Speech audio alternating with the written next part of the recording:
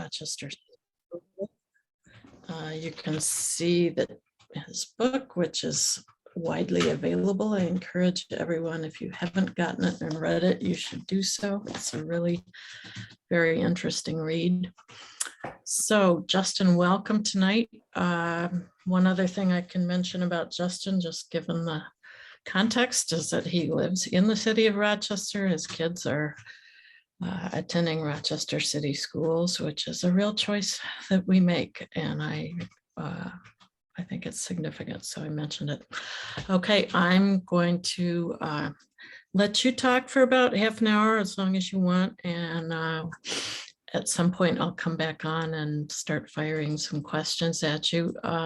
Audience, feel free to put your questions in the Q&A. That would be the best place to put them. Put them in the Q&A, and we'll make sure that they get asked to Justin. All right, take it away. Barbara. Appreciate that. Thanks everybody for being here on a Monday night. I'm glad to share this information with you all and field whatever questions you have for me. So this book came out of my experience as education reporter at the DNC, and sort of my dawning realization that the stories we tell about education in Rochester and in the rest of the community were lacking context. There had to be something more to it than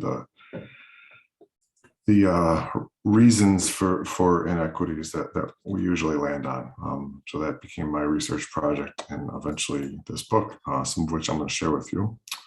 And give me one moment to do my screen sharing logistics.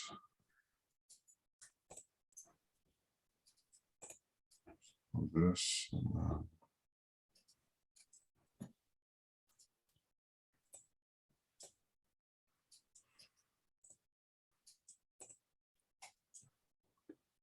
and so are you all seeing the appropriate thing as far as you can tell? Yes, we are. Okay, yeah. Good. Okay, so the first thing that I think is important to talk about as we get into school segregation in Rochester is how the Black population in Rochester developed in the first place. Of course, that in general is the Great Migration, the flow of mostly agricultural workers, Black people from the South into the industrial North. And what's important about Rochester in that sense is that it happened much later than in other cities. Places like Detroit, Chicago, New York City, Pittsburgh had substantial Black populations by World War I and even sooner than that. Rochester, as you can see from this very boring graph, comes much later, and even by 1950, after World War II, there's only about 2% non-white residents. That is in large part because Kodak and other large manufacturers have disproportionate control over the local economy, and they have strict policies in place against hiring Black people. So to the extent that that jobs are the main driver of the migration, Rochester is not a very attractive place. This is from a state survey in 1939. And you can see the incredible paucity of employment for Black people, and the line below what I highlighted there, the largest firm, that's Kodak, of course, has more than 16,000 employees, of whom one is a Black person. So that certainly contributes to the delayed growth of the local Black population. Instead, the beginning of the Great Migration in the Rochester area is agricultural. Wayne County is one of the most productive fruit and vegetable growing counties in the United States. There's a huge and growing need for labor to pick that produce. And eventually there's about 10,000 migrant workers a year coming to the Rochester area. And the conditions in which they're living are horrific. They're often sleeping in buses up on blocks or old cow barns with no toilets, no clean water, no childcare, no access to health care. This is one of many exposés in the local and national press. I'm going to read you from a woman who came to Wayne County in 1965 when she was 9 years old. She came with her Her parents and her 6 siblings, and the 9 of them lived in one room on 2 beds, 1 bed for the parents, 1 bed for the 7 kids. And this is how she described it. The farmers, to me, really didn't care what you slept on. They went out there and found a mattress some child done pissed on or whatever, drag it on in there. Your mama beat it out and try to sort it out the best she can and throw a sheet on it and you get in it. Sometimes we used to find rats' beds in the mattress in our bed, little pink baby rats. There would be a hole with a nest in it with the cotton all out of it, and they just flip the mattress over. You can't throw it away. If you throw it away, you ain't got none. Think about what we know now about the effect of trauma on children. And it's almost impossible to imagine a more traumatic situation, especially when you realize that they're not only living in these conditions in Wayne County when they're here, but they're moving from place to place like this for 8 months a year. No access to regular education, no control of their circumstances, no real sense of community. And the children enduring these conditions are the children, or else the parents of the children, who later end up in the Rochester City School District in the late 60s and early 70s, when there's this great tumult over desegregation. So over time, these migrant workers become accustomed to the Rochester area. They may come into the city on the weekend or something, and they slowly start to settle in the city of Rochester itself. And so here's the second half of that graph that I showed you. And you can see around 1950, a pretty fast increase in the Black and then the Latino population. And it's not long after that that the white population starts to decline pretty quickly. So where do all these new residents go? The white community, which again, it's really important to keep in mind, is absolutely predominant throughout this civil rights era and before that, acts to control the population growth as much as possible. And there's 3 related lines of defense, so to speak, to highlight. They're not the only ones, but they cover a lot of ground. And those are redlining the actions of realtors and racially restrictive covenants. You've all seen this map, I'm sure. This is a map promulgated by a Depression era agency called the Homeowners Loan Corporation. It and the Federal Housing Authority are insuring people's mortgages to make sure that there's not an eviction epidemic during the Depression. But they won't insure every mortgage. They have certain standards, and so they put out these maps in cities across the country. If you're in the blue or the green, they will insure your mortgage. If you're in the yellow, they may, and if you're in the red, they absolutely will not. And in Rochester, as elsewhere, these red-lined areas are very specifically targeted at where the Black population is living. Of course, everybody does not need that help from the federal government. Some people might be able to afford their home on their own, but they probably do still need a realtor. Realtors also are a major part of this problem. And this here from the Code of Ethics says that a realtor can be disbarred from his or her professional organization if they sell a house in a white neighborhood to a Black person. This is one very explicit example of discriminatory actions by realtors, but studies and journalistic work for decades and decades and decades make it very clear that there are a number of ways in which realtors steer Black people away from otherwise white or mostly white neighborhoods. And if you've ever bought or sold a home, you know how much implicit power the realtor has in terms of what you think about what is something that you can afford or an appropriate neighborhood to look for a house. And the third thing is racially restrictive covenants. A restrictive covenant is just a legally enforceable contract among neighbors. Today it might say no above ground pools or something. At this time in the 30s and 40s, it's preventing the sale to various minority groups, often Jews, often Polish people or Italians, but always Black people.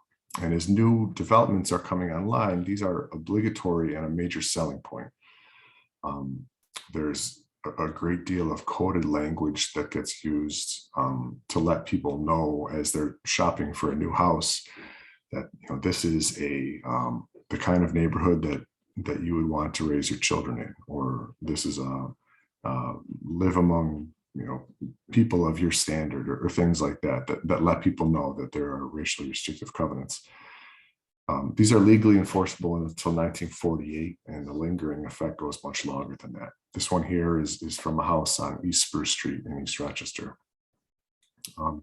So these three factors all have the effect of keeping Black people out from where white people don't want them. That includes both the outer areas of the city and certainly also the growing suburbs, where the federal and local governments are offering an unprecedented set of incentives for people to get new houses and start building wealth.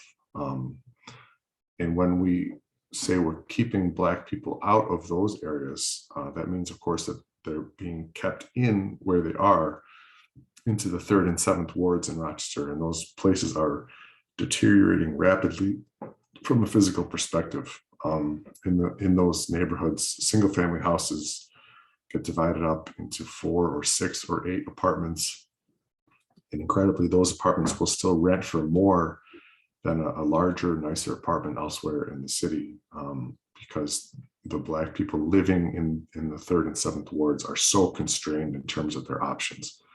So they're paying much more for much, much less. So you can see here that this is all not just individual racists, but concerted government action. And I want to take that a step further, because normally when we think about these things, it's on the level of obstacles to a given Black family buying a given house that they might like in the suburbs or whatever. And that, of course, is true, but there's also sort of a higher level of coordination that I think is important to think about. This is a report that Kodak commissioned in 1967 after the uprising, basically to assess the status of the Black community in Rochester and how it thinks about Kodak. And I've highlighted this part here because I really want to emphasize that this is not just a matter of one family not being able to buy one house. This really shows a great deal of coordination from the powers that be in the community, whether that's the local government, the federal government, other institutions. There's a lot going on in terms of the way that the Black community is restrained. And that's important because I'm going to start talking about education now. In cities like Rochester, after Brown versus Board of Education in 1954, there is a really strong emphasis on the purported distinction between de facto and de jure segregation. De jure segregation is like in the South. That means that there's literally a law that says Black people cannot live here or cannot go to school here or whatever it is. De facto means there is no such law, but in fact, they don't go to school here, and that's just how it is, and it's no one's fault. And RCSD comes back to this point again and again and again in the 50s and the 60s. They'll say, we understand that our schools are racially imbalanced. We'll do whatever we can about it, but it's not our fault. That's where people chose to live. And we're fundamentally at the mercy of higher forces when it comes to school segregation. And there's some truth to that, of course. Housing segregation drives school segregation, but it's also the case that a great deal of evidence exists that RCSD contributes to school segregation even beyond what is required from existing residential segregation. And I go through a number of examples of this in my book, but this is one very clear one. That hat at East Main and Culver is East High School, and actually it should be about half an inch to the left, depending on the resolution of your monitor. But that's East High School in 1956, and the purple is the attendance boundary. So if you live in the purple, you go to East. All those are elementary schools, those numbers. If you live in those little polygons, that's the elementary school you go to. And the blue is where there are Black people living. So you can see East in 1956 encompasses the entire 7th Ward up there by School 9. And in 1956, East is just another comprehensive high school in the city. It doesn't have a particular strong reputation. But in the starting around this time and for the next few years, they're getting a new school built. And it's not just any new school. It's a extravagant, expensive school. It was supposed to cost $6 million. It ends up spending $12 million. It's a huge campaign issue in 1959 for the school board election, is how they spent so much money on the palace that they call it, this new East High School. It's the most fabulously appointed school in the history of the city. It opens in 1959, and a few months before it opens, they changed the attendance boundaries. And this is what they changed them to. So you can see that they have completely cut out not only the 7th Ward, but all of the adjoining Black populations centers.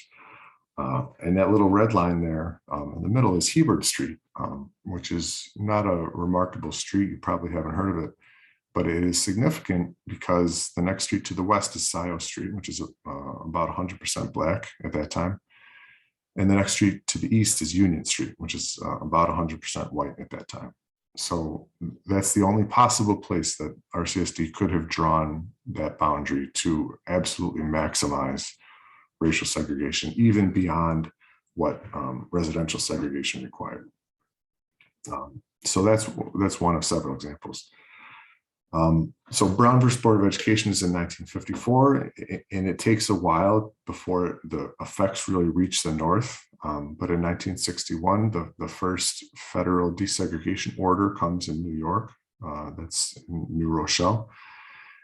And in 1963, the state education commissioner sends a letter to every district in the state asking them to survey and see whether they have a problem with racial imbalance, and if so, to come up with a plan.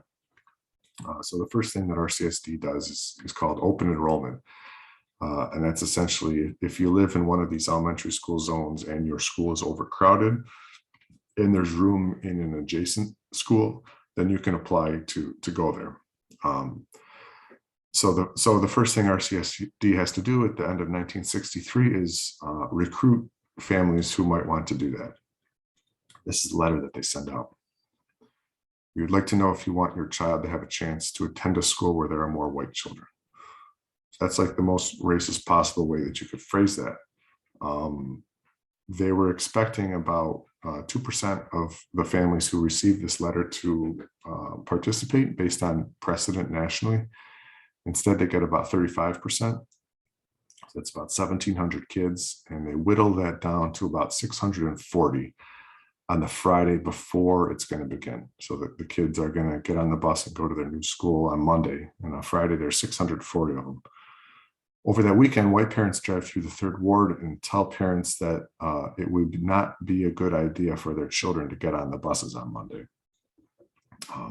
This is a couple months after the church bombing in Birmingham. That's an unambiguous threat of violence. And so over the weekend, more than 100 of those kids drop out and decide not to go to their new school on Monday. So open enrollment programs of this type continue throughout the 60s. The district is able to point to a few schools that are comparatively desegregated, but more and more schools are becoming more segregated. Every year they tinker with the enrollment zones or the policies, and that the main effect that has is that it gives white families time to either pack up and leave, taking advantage of those subsidies in the suburbs, or else mount a defensive strategy, so to speak, that we'll see shortly. That's an important point because we usually think of white flight as sort of a passive process where people are kind of like naturally sorting themselves out, but that weekend threatened violence that I mentioned was by no means a one-time occurrence. I'm going to talk now about the early 70s, and we'll see how real physical violence remains a major factor in the way that Rochester approached and ultimately backed away from desegregation. So to explain it extremely roughly and rapidly. The school board a school board is elected in 1970 that is in favor of integration. So they implement a plan for the next year. Essentially what the plan is that if you've got two schools, one of which is mostly white and one of which is mostly non-white, and they each have their own enrollment boundary, and we're talking about secondary schools, 7 through 12. You draw a new enrollment boundary around both of them and then split the schools. So one is 7 through 9 and one is 10 through 12. So you've theoretically taken two segregated schools and created two desegregated schools. That's a very rough summary of the plan that's going into place for the fall of 1971. There's a couple of important pieces of context. The first one is that national opposition to busing, sort of the freighted phrase busing, is really growing among white people throughout the 60s. There's court orders in place by now in several northern cities. Pushback is really growing very rapidly. Richard Nixon gets elected in 1968, and opposition to school desegregation is a huge part of his platform. In RCSD, the key name associated with the anti-desegregation movement is Louis Cerulli, who was the school board president in the late 60s. He has a school in RCSD named after him today. These opponents are fighting integration through protests and lawsuits and violence. And as a result, Black community leaders who had supported the idea of integration until the mid-1960s are really starting to sour on it. In Rochester, you can pinpoint the exact dates when certain influential Black groups and leaders say that they no longer support desegregation as a goal. And when they say that, they make it explicit that it's because they have concluded that white people will not allow it. So the clearest example is the FIGHT organization. It was founded in 1965, and the acronym stands for Freedom, Integration, God, Honor, Today. 2 years later, in 1967, they changed the I from integration to independence. So at the same time that white opposition is mounting and becoming more sophisticated, Black support is waning. So how did the 71-72 school year go? Not very well. This is a photograph from outside Jefferson High School. These white people are protesting as Black kids come in on a school bus to take their Regents exams. The Regents got canceled that year because the schools were too unsafe. It's not just fights among students, but like line brawls with weapons. Students get stabbed on campuses. The buses carrying Black students up Lake Avenue to Charlotte get routinely hit with stones and bricks by white people hiding in either the village or in the cemeteries. A lot of this violence is instigated not by the students themselves, but by neighbors, parents, other people living nearby to these schools. And there's a really interesting class dimension and ethnic dimension apart from just race that goes into this. I'm going to read you something that the assistant superintendent of the school district said at the time. He said, "The expressions on the students' faces at Charlotte are reminiscent of those seen thousands of times on the faces of their parents and others who have fought an 8-year battle to prevent integration of the city's schools, the city's housing, and the city's employment roles. The continuing disturbances in our city's high schools indicate that the children, segregated by the adults responsible for their education, have learned to mistrust, fear, and even hate one another." From a political perspective, neither the Democrats or the Republicans were interested in advocating for integration. They mainly feared the political consequences of doing so. So in 1971, as this all is going on in Rochester, the local party leaders persuade the state legislature to change the rules for the school board. And they make it a nonpartisan election, meaning that reporters will no longer be calling the party leaders and asking what they think about integration. And they also add 2 more seats to the board, taking it from 5 to 7. The result of that is that just 1 year after this pro-integration board gets elected, there's going to be another election for an entirely new board majority. And in the fall of 1971, the anti-integration slate wins in a landslide. And a few months later, they undo the reorganization plan that was in effect for only a couple months. And that's really the end of targeted desegregation efforts in Rochester. From a national perspective, the final nail in the coffin comes 2 years later in Detroit. There's a case called Milliken v. Bradley, where the question essentially is, can a desegregation order or solution go beyond the borders of one particular school district? And the answer, so that goes to the Supreme Court. I mentioned Richard Nixon earlier. He had been able to replace 4 Supreme Court justices, and his key criterion that he laid out for them was that they had to oppose mandatory busing for integration. So they get this case in 1974. They hold up their end of the bargain and say desegregation cannot go beyond district lines unless you prove that each individual outside district had a hand in creating the situation. And that decision in Milliken v. Bradley essentially seals the fate of cities like Detroit and Rochester. Thurgood Marshall, of course, was one of the victorious plaintiffs for the NAACP in Brown versus Board of Education in 1954. And by 74, he's on the Supreme Court, and this is his eloquent dissent from the majority opinion. So that's the end of the history lesson. Of course, a lot has happened since then, but I want to zoom out. Starting before Brown and throughout the 1960s, the debate about improving academic outcomes for non-white students is across a pretty broad spectrum. And on one side, you've got desegregation, and on the other side, moving resources to the students where they are, which we might call reform. And the general consensus among experts, educators, most Black people, and at least liberal white people is that desegregation was the proper path forward, and at the least you need elements of both solutions. Since 1972, half of that spectrum has essentially been cut off. Desegregation is essentially impossible in any meaningful way within a city like Rochester. And so every reform that we have seen since then has been regarding either funding or technical changes. The 1987 teachers contract and the campaign for fiscal equity lawsuit are experiments in adding funding. Charter schools or a state monitor or changes to the way the board works are experiments in control. But all these solutions take it as a given that the schoolhouse is going to be segregated by race, by class, by income.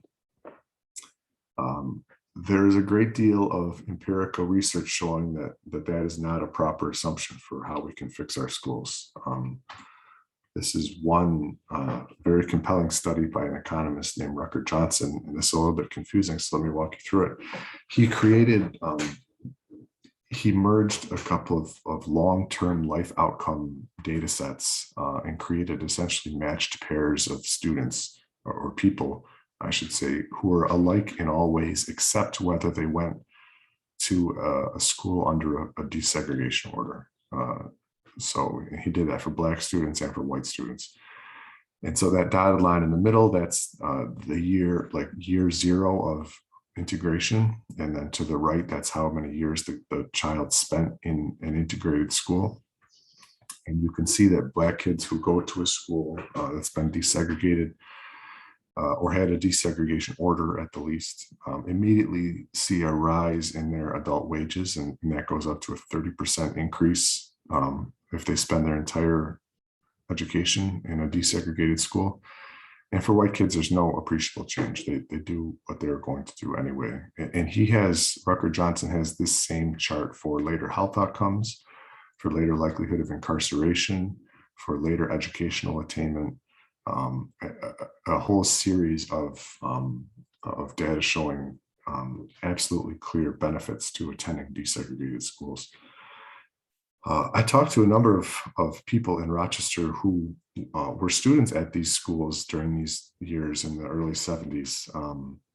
And I asked them, the Black students, I asked them, given all the terrible things that they said happened, the violence and the harassment whether they wished they had not done that, whether they wished they had just stayed at the Black school in their neighborhood.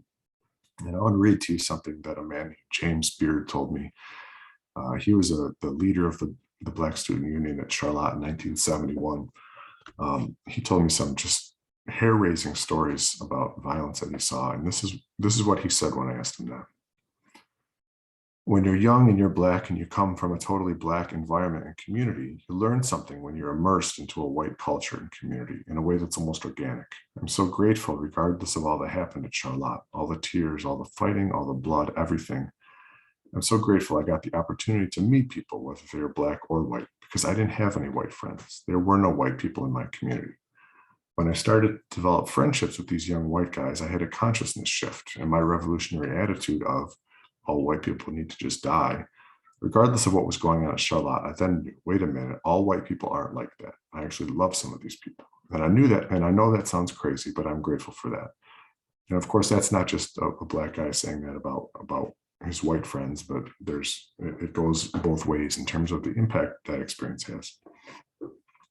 So what can we do with all this? I have 3 recommendations in my book. One thing I learned as I was researching is that it's for more than 100 years, leaders in Rochester have been discussing or at least raising the possibility of metropolitan collaboration in education, up to and including a unified countywide school system, but it doesn't necessarily have to be that much. And each time that has happened, they have been lacking the answers to very basic questions like, how much will it cost? Where will the money come from? Who will run it? How long will the kids have to be on the bus? And in the absence of those answers, it's been impossible to get traction on anything. So I propose a major study to get the answers to those very questions, and critically to see how that intersects with other systems as well. Because of course, education does not stand alone from housing, from transportation, from access to jobs. Once we know what it will cost us to act, what it will cost us not to act, what our possible strategies are, what our models can be, then is the time to start a community conversation about which of those points we might choose to act on. And of course, at that time, there's a privileged place at the table for people of color who have been discriminated against and unduly harmed the most throughout all this period. But first, we need a common set of facts to discuss to prevent that discussion from being derailed immediately. One of the real difficulties is that almost anything that you can think of will require a change to state law, which of course can be difficult to accomplish. But there is one exception, a program where students already can go across district lines pretty easily, and that's the urban suburban program. The urban suburban program as it stands is run in a very inequitable fashion. There are a number of programs like this in the country. Rochester's is the only one where the suburban districts hand select the students that they want in their districts rather than getting them through a lottery. These suburban districts can then eject those students for any reason at all at any time. And they do more often than they admit to doing. Transportation is entirely the responsibility of RCSD, which means that there are very few buses and kids are often waiting a long time to catch one. And there's very little targeted support for the kids in their suburban districts. I have many times walked with teachers and principals in suburban schools who tell me, you know, we don't even know which kids are in urban suburban, like they all just get along. And that's all well and good until they don't get along. And we've seen that happen time and again in recent years, certainly, and before that as well. Kids of color really suffering in suburban districts for being a distinct minority and not being supported. The enabling legislation for urban suburban is written in a very permissive fashion so that school districts can join without having to worry that they're bound to rules that they don't want to follow. I argue that any suburban district could take that permissive nature and turn it on its head and write their own policies for how they will participate. And they can say, if we need 20 kids, then just give us 20 kids. And if it turns out that one of them doesn't speak English and costs us more money to educate, then that's just what we'll do. The same as if that kid happened to live in our town. We'll provide additional buses as they're needed. We will not eject kids from the program. We will allow siblings to come into the program. We'll provide targeted supports for the kids. Those are all things that can happen immediately in the interest of greater equity. One important lesson from the civil rights era is that it's useful to have a great judicial climate and a supportive legislature and a supportive executive and administrative branch, but that is not sufficient. They had all of that in the 60s, and yet schools did not get desegregated in Rochester and other cities. And the main reason is that they underestimated the vitriol and the pushback from white people in Rochester.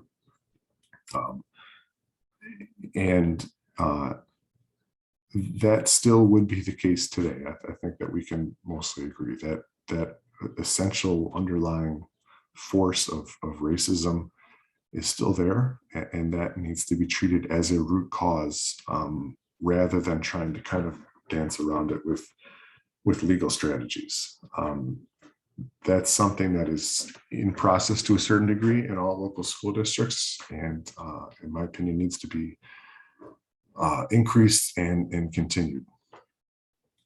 I mentioned earlier that you can pinpoint exactly when various Black leaders and organizations stopped supporting desegregation. Here's the Urban League in 1970. The implicit promise in the civil rights era was that we're going to integrate the schools because it's the law, because it's the morally correct thing to do. And when we say integrate, what we mean is that we're going to allow Black kids to enter previously white institutions. And we recognize that those Black kids are going to be harassed and beaten up and possibly killed when they get there. But once we get through it, it'll be better. And it's true that things get better on the other side, but the upfront risk of that is entirely one-sided. And we can see now that it's unacceptable. So what I'm proposing is that we take this until such time literally. And if white people feel evolved compared to the screaming parents on the cover of my book, then we have to demonstrate that. And we can do so, first of all, by acknowledging this history. And again, in my opinion, that is a necessity, whether or not we do anything else. That is a bare minimum requirement for our educational system in the Rochester area. And I'm just going to close. There's my information, and you can put your questions in. I'm just going to close by reading a brief section from the premise that kind of explains the title of the book. So I pick up, I've been talking about integration, and I say, this approach constitutes not simply a rescue mission for Black city children, but a rethinking of public education everywhere. Parents of children in well-regarded school districts may find this unnecessary, but though the harm done to Black students through 200 years of segregation is obvious and easily observed through nearly any metric, white students have by no means gone unscathed. It was this psychic harm that James Baldwin had in mind in the 1964 essay from which this book takes its title. In it, he addressed white parents directly about the insidious effect of racial separation on all children, in particular their own. He says, I know you didn't do it, and I didn't do it either, but I am responsible for it because I am a man and a citizen of this country, and you are responsible for it too, for the very same reason. As long as my children face the future they face and come to the ruin that they come to, your children are very greatly endangered too. They are endangered above all by the moral apathy which pretends it isn't happening. This does something terrible to us. Anyone who is trying to be conscious must begin to be conscious of that apathy and must begin to dismiss the vocabulary which we've used so long to cover it up, to lie about the way things are. Rochester, like many places in the United States, has deep familiarity with the moral apathy which pretends it isn't happening. I believe our community can end its dangerous racist game of make-believe only by dismantling the physical and political barriers of segregation. My hope is that the history contained in this book will illuminate our community's way in the quest for new ideas, new strength, and a new resolution to stop lying about the way things are. And with that, I thank you for your attention, and I would be happy to take any questions that anyone has. All right, I hope people will put questions in the Q&A, but I'll go ahead and get the ball rolling because I've got a few questions and comments. So you talk about some kind of approach that would not necessarily be a county-wide school system, but anything that's going to cross the boundaries. It strikes me that charter schools could be a really pretty easy mechanism to do that. There's no requirement that the money for charter school come from one school district. Have you heard any discussion of, you could have a whole chain of charter schools. So essentially magnet schools that are not tied to a school district? Yeah, you're right that that's an interesting model, and that they do, in a sense, foster cross-district enrollment. They mostly, at the insistence of their state authorizers, give preferential placement to the kids in the district, so that complicates it somewhat. The other thing I would say, in my opinion, that complicates it is that with a lot of ideas like that, like Great Schools for All, like the regional academy that Bill Cal had discussed, the implication is that integrated schools are an option or a boutique offering for families who like that kind of thing, but if you don't, you don't have to go. And I understand certainly the political benefits of attacking the problem that way, but I think that you lose something very important when you concede right off the bat that integration or desegregation is a choice. That's not what Brown versus Board of Education says. In fact, that is what Plessy versus Ferguson says. And we don't like to think of ourselves as a Plessy versus Ferguson country. We like to think that Brown versus Board of Education is the greatest thing that we ever did. And of course, we've fallen very far from that standard. But in my opinion, there's very great value in maintaining that as a lodestar. Mm-hmm, mm-hmm. Okay, so we've got some questions rolling in, so I'll ask a few of them. So the maps you showed us for East High in 1959, it looks like it was a lot smaller area for this new giant high school. Is that a... I don't know if that is true physically. I guess population would be even more relevant then. Yeah, I'm looking at them, and I mean, eyeballing it, no, I wouldn't say that. It has sort of a dog leg. Those are in my book if anybody has a copy of my book. I haven't calculated the square footage on it. Okay. Okay, so here's a kind of a long question.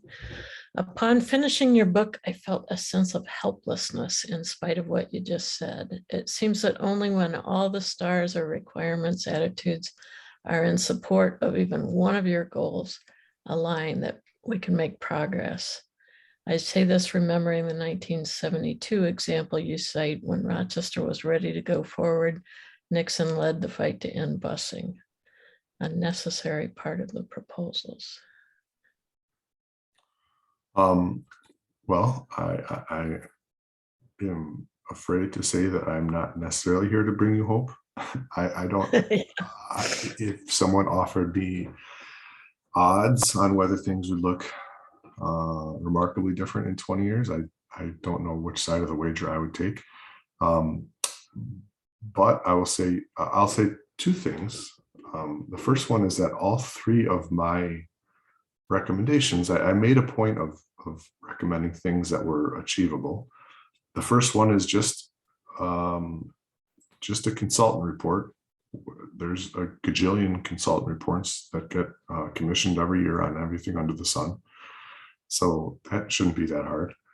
The urban suburban thing requires nothing more than 4 board members in any one town in Monroe County coming to an agreement. And the anti-racism education piece, as I mentioned, is underway. And, there's certainly places where it's 2 steps forward, 1 step back. That's always going to be kind of a messy situation on the ground. But I can say, from having given this presentation dozens of times, that every time I do, I hear from teachers who are committed to doing something, who are trying to implement this understanding and this local history in their classrooms, and are looking for ways to spread it in their community. And that's how you build change. It isn't going to be tomorrow, but ultimately that's the only way that you can build toward change. So I actually had a little bit of the opposite experience of what that questioner mentioned. As I read, especially the story in the very end of the 60s and the first couple of years of the 70s, you had the school board elections flip-flopping 3 years in a row. So you had anti-integration, pro-integration, anti-integration. So that suggests that the population was pretty evenly split. And so that means that a few more people on the side of integration could have made a big difference. So I'm always encouraged when I see that a small number of determined people have a role to play, a really important role to play. And just recently in the suburban school board elections, there were many people running on, let's call it an anti-racist platform, and they were almost uniformly defeated. So that's something, right? Yeah, that made me feel really good. And I mean, speaking as a voter, like, I don't have any kids left in school. My kids are grown. So I live in a school district I don't really know anything about. And I knew that all, I read the DNC, so I know all the crazy school board meetings that have gone on. So I thought, I should probably pay attention. And it was not that easy to be an informed voter. I went on my school board website and I saw the names of the people, and I saw a bio that said, what kind of job they had. And like, it didn't anywhere tell me what their priorities were or how they viewed education. So, it requires active work to be a good citizen. And yet the results were, from my point of view, very, very favorable, more favorable than I was afraid they would be. So that gave me some hope. I've got a couple of good questions here. So if more Blacks lived in the suburbs, then the schools are automatically integrated. Have you studied the efforts to build more affordable housing so in the suburbs, so that lower income people, Black and white, can afford to live in the suburbs, and therefore the schools are more integrated? Is that anything you've looked at?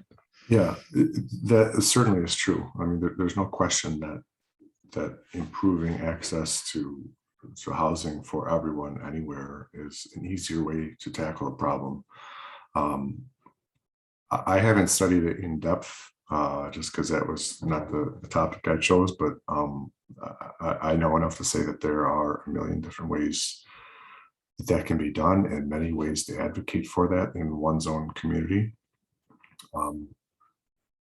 It does leave, and so like it's important to know, in shorthand, we say that the city is where the Black kids live and the suburbs is where all the white kids live. But in fact, the suburbs, and particularly entering suburbs, are much more integrated today than RCSD was during the civil rights era. So like East Rondeboy, for instance, is I think 55% non-white. So there is that's absolutely true that there's great integration there. The structure of segregation will still have the effect of keeping, in particular, people of color who are poor trapped in the city. And that concentrates all of the difficulties in the city school district. Mhm. Okay, here's another question. I've lived in places with countywide school systems, and while it was not perfect, it was better than New York State's practice of having many small districts. Has any place consolidated the way you suggest? Not really. It's a little bit tricky. Most of the places with countywide school districts are in the South, and there's a few reasons for that, but I think the key one is that those communities were targeted very directly after Brown versus Board of Education. And so they made changes either under federal court order or to avoid a federal court order. That's what happened in Raleigh, for instance. Where there are somewhat similar examples in the North, it's for like kind of quirks of local law that aren't necessarily applicable. I would say that the most useful model that I've come across would be in some place like Omaha or in the Twin Cities in Minnesota. There's a coordinating council that exists. Like in Minnesota, it's called the Metropolitan Coordinating Council or something or other. And they have a significant role to play on a metropolitan level in education, in planning, in I think maybe in criminal justice, in places where it makes sense for that approach. And that's important because when you think about any metropolitan solution in Monroe County, forget a countywide school district. Let's say if we wanted to redistribute some property tax allocations according to levels of need throughout the community.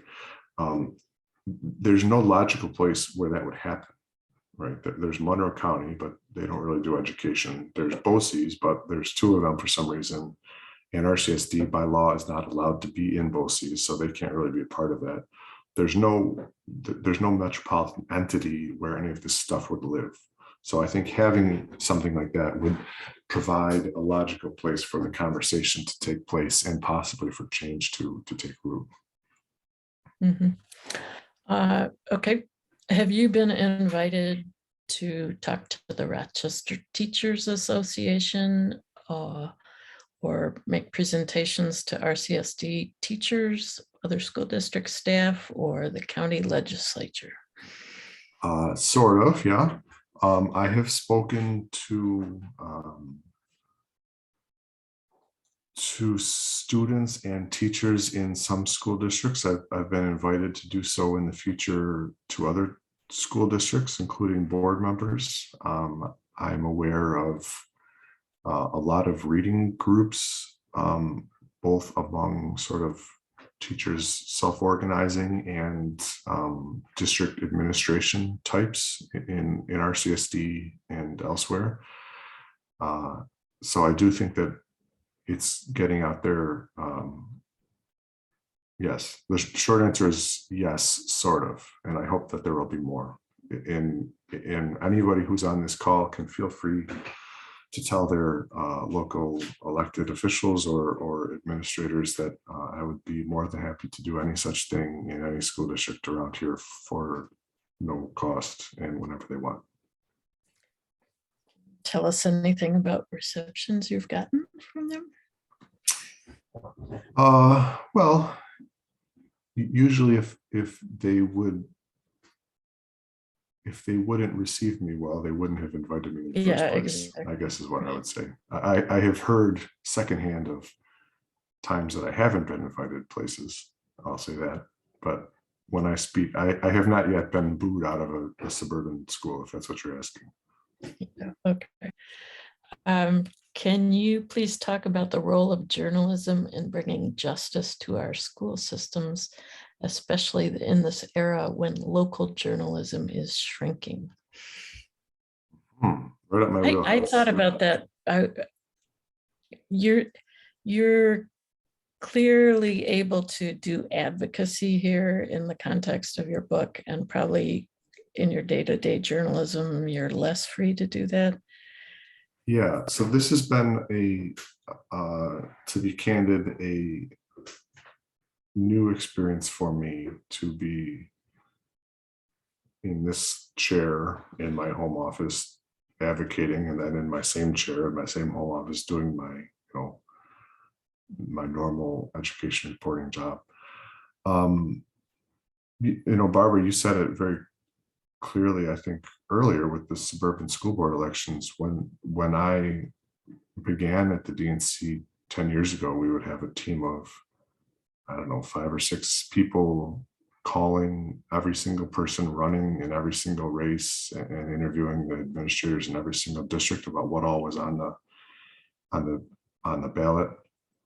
And we don't do that anymore. We don't have the people do that anymore, and we don't. So I think I have an advantage, and we in general in the DNC have an advantage in that we have first of all, we have a lot of experienced people who know the context and can kind of like more easily read the trends. And also we have a great advantage in having a beat structure. That is something I think that really sets us apart from television, for instance, is that I spend my time on RCSD, so I know what I'm talking about there, and I don't usually go off freelancing on other things, although actually I sometimes I do.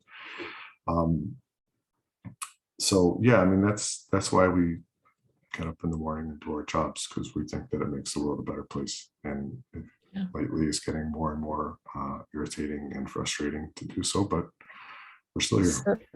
I'll just mention one thing that came up in your answer when you talked about the fact that journalists no longer really cover races the way they used to. The League of Women Voters has the website vote411.org, where we do put questions to candidates and give them a platform. And we have never up until now covered school board races in that, because it's all, I don't know, it's by the, anyway, we haven't, but we've decided we will in the future. So yeah, and that was a hard one. Like talking about these last school board races in particular, what I wrote about in my piece about it was, as you said, you look at their bios and they say, I'm for students' rights and listening to parents and keeping taxes down and doing a great job. And it's like, oh, all right, well, that sounds like a normal school board member. exactly. But there was like code words kind of built in, and it took parsing that is like essentially the work of an independent journalist to be able to do that. Right. I think the dog whistle word was something about parental control. Right. Yeah. So you mentioned Adam Urbanski a couple of times in the book. Can you talk about the role of the unions in opposing or advocating for segregation? So during the push in the late 60s and early 70s, the union was firmly in favor of integration. They were throughout. In fact, I think in 1971, they had an illegal strike to protest for integration, and all got docked 2 days' pay. Since Adam Urbanski was elected in 1981, the horse is kind of already out of the barn in terms of integration in RCSD. So I think that the reason the union has gathered so much power is that it is perpetually fighting against a disorganized district. Like the union is very organized, is very stable, and the union and the district is the opposite. So that's why they always come out looking like jokers when it comes to the union. but like, to sort of circle back to my driving point throughout this is, yes, let's posit that it's true that Adam Urbanski is a force for ill in the district, and we would be better off if he left. And the union has taken advantage of the district in whatever ways. Let's assume all that is true. That still doesn't explain where we are. It doesn't come close to explaining where we are. First of all, because almost every single city in the country is in a similar situation to Rochester in this sense. And second, because these disparities also exist in every other area, in health and criminal justice and jobs and housing, in everything. So Adam Urbanski didn't do all of that, right? He can be bad if we say he's bad, and also there can be a bigger thing going on. I wanted to get back to one of the more historical discussions. You go through who all the actors were in the anti-integration, and every single one of them, I believe, had an Italian name. And yet, when you showed us those restrictive covenants, Italians were discriminated against in the same way. So is there anything you want to, I don't know, I have a hard time understanding how the Italians got so anti-Black, because they hadn't even been around very long, right? They must have immigrated just slightly before. Well, so I think you just said it. Italians, it has always been the case that the most recently arrived immigrants are kind of the punching bag, and then they marry and they lose their accents and whatever. And when you get to the 50s and the 60s, the Italians are the next lowest on the totem pole, except for Black people. And they are in the process of being redefined as white. Like that was still kind of very actively happening in the 30s and 40s and 50s. Like if you look at an ethnic census or a racial census of the school district from the 30s, it'll tell you how many Slavs there were and how many Germans there are. So like Italians had just sort of gained their foothold. They're the ones who are living immediately adjacent to growing Black neighborhoods. Like when I mentioned Scioto Street and Union Street, I said Union Street was 100% white, but what it actually was is 100% Italian. So, they often have businesses right in those areas. They're in Rochester and elsewhere. They are involved in organized illicit activities in the city. And so they have conflict with non-white people there. They're overrepresented in the police. They have contact there.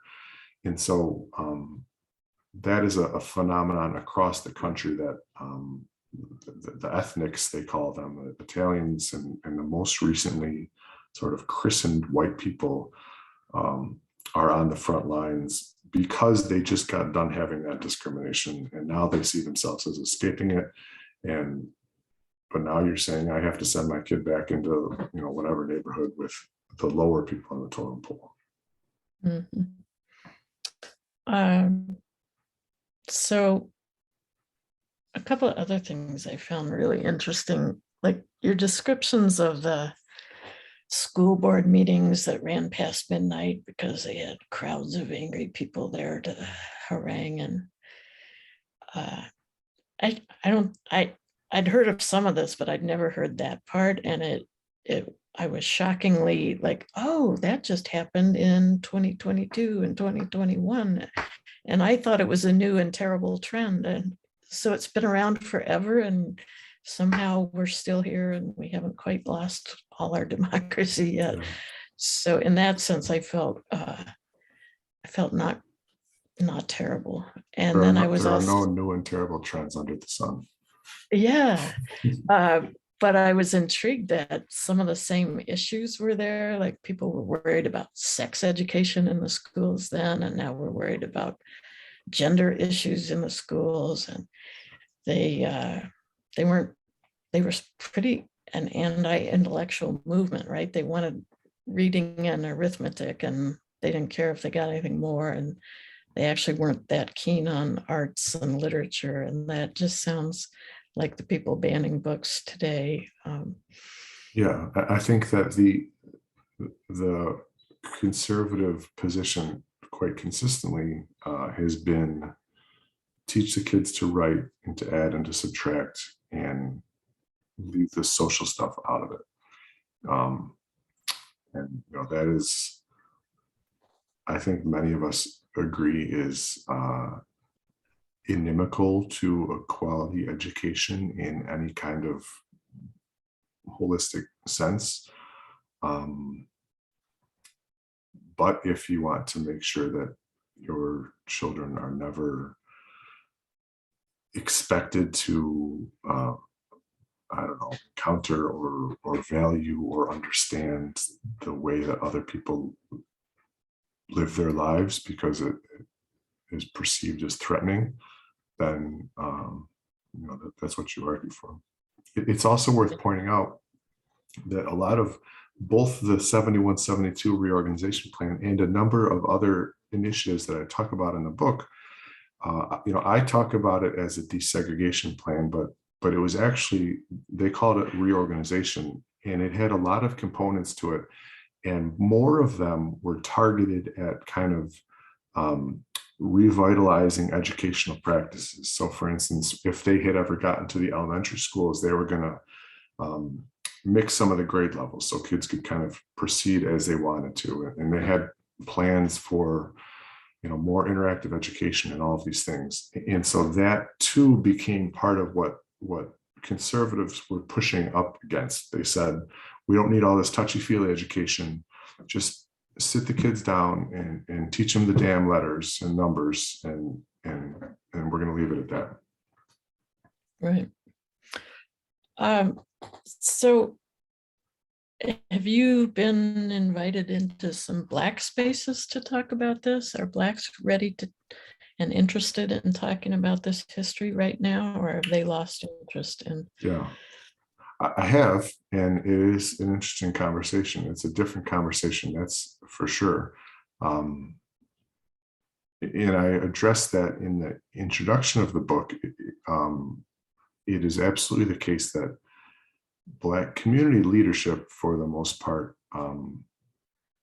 is not clamoring for integration as a goal. They're staying instead, like add more resources or change the structures in the Black community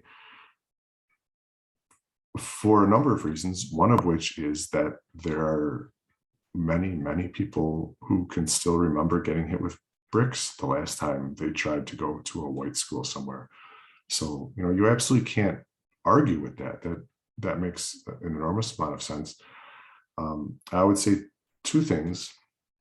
The first one is that, that's where the anti-racism education comes in, because ultimately what is preventing utopian integrated education is not some law that needs to be passed or some judicial ruling or whatever it is. It's racism. The obstacle is racism. Right. And so that Black people are correct in assessing that as an obstacle, and that is by and large the job of white people to address.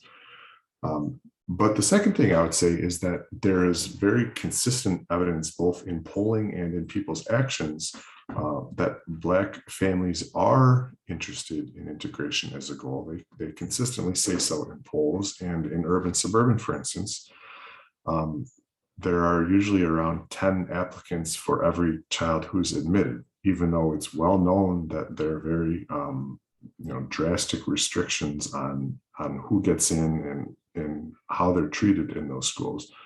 So that's like a very retrograde example of an integration program, and yet it is wildly oversubscribed. So I think that is a meaningful data point.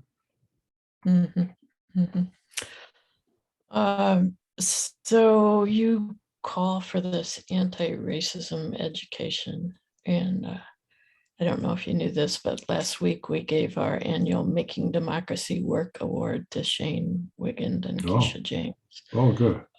So we're totally on board with that. But another thing that hit me throughout the book is that the problem wasn't the kids, the problem was the parents. So, it's adults who need to learn that history. So we actually are working with Shane and Keisha to plan some kind of thing where we will go through the training and get educated, and we'll try to recruit as many adults as we know who are willing to educate ourselves. So that's the league's approach. So I'm going to wrap up here. I had to share one comment with you. Where did it go? Justin, how do you work with the loneliness of speaking out so boldly on these truths? I deeply value your courage and brilliance. That's the nicest question I've ever been asked. I wouldn't say that it's lonely. I would say that on the contrary, it's very gratifying to. So when I started, let me say it this way. The genesis of this project for me was that I felt like there was context that was missing. I didn't know what it was, but I was certain it was there. And so, like all good hero quests, my first stop was at the library to see, like, surely somebody else has done this. Like, surely somebody has put this together, and they hadn't. And so that ended up, like, writing the book that I wanted to have been able to read was my project. And so it's been very gratifying to hear from many other people saying the same thing, saying, this is the book that I had been wanting, or saying, I moved to Rochester 5 or 10 years ago, and like, this is the context that I needed when I was deciding where to send my kid or whatever. Or, people saying, I shared this book with my friend or my parents or whatever, and there's a large and growing group of people who are interested in this and who are looking for information. And so, like, it's, I've worked a great deal with Shane and with Keisha. I was actually on TV with Keisha this morning on Channel 13, making it accessible for people. And the more that it's accessible, the more that it's in the discussion, I think it will be difficult to continue to ignore. And it is becoming apparent that there are more and more people who are dedicated to doing something different than what we always have been doing. That's an upbeat way to close. I think we should probably stop right there. I want to thank you very much, both for being with us, but really for writing this book, because it is a book that we need to understand what's going on. I volunteered in the schools, the city schools, for 20 years. And again, I knew that there was a context I didn't understand, and this was really helpful to me. And I think it's helpful to us as we talk to our neighbors who may or may not know any of this and may vote in ways that we don't understand, but now we're armed with more facts to engage in a more productive way than just to be aghast. Yeah. Thank you for saying that, and thank you for having me. Okay, thank you very much.